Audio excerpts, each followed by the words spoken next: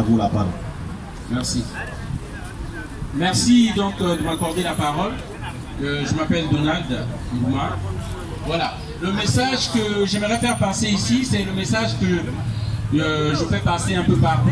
Déjà, félicitations au peuple sénégalais, parce que grâce à votre détermination, grâce déjà au fait que vous êtes mis debout, aujourd'hui nous avons vu que le camp de Macky Sall est en train de reculer, et d'où on a obtenu déjà la démission de Ali Sall, si je ne me trompe.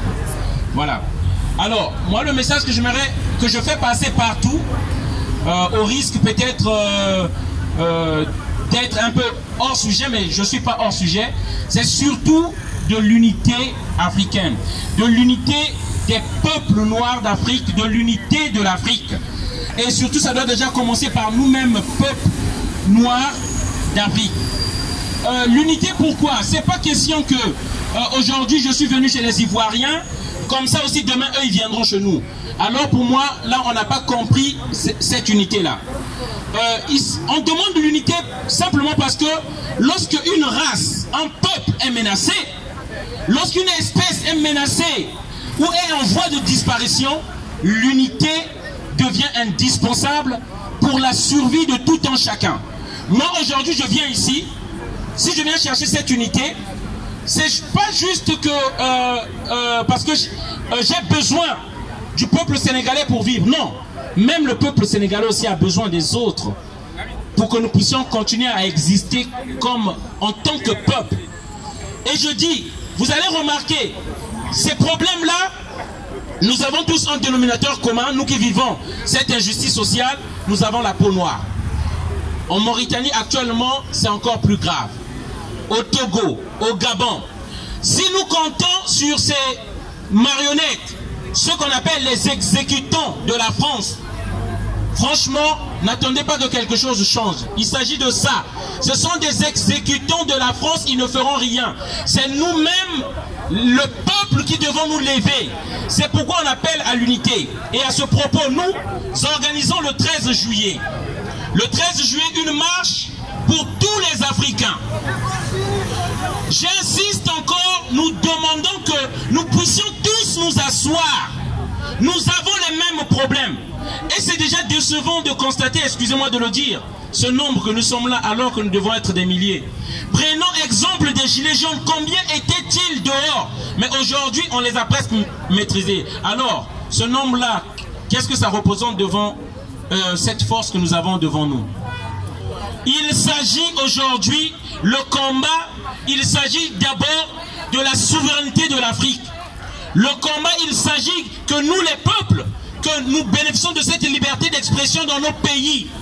Il s'agit, nous luttons pour les États-Unis d'Afrique, afin que, dans un seul parlement, que nous parlons de tous les problèmes de chaque pays d'Afrique.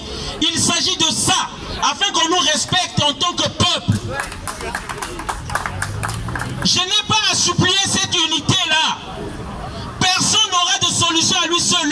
Le Sénégal ne se sortira pas. Et je dis bien, et je pèse mes mots, et je le sens parce que je suis dans un pays où la France a instauré sa dictature. Aujourd'hui, ça fait 34 ans.